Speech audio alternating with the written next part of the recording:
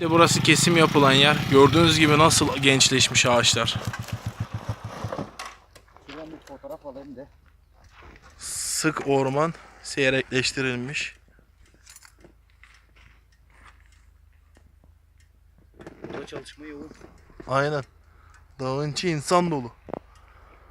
Makdağda traktörler, kepçeler, kamyonlar kesim alanında. Şu an Kirse alandan 20 kilometre daha ilerideyiz. Şöyle çekeyim. Motorun üstünde bu kadar oluyor.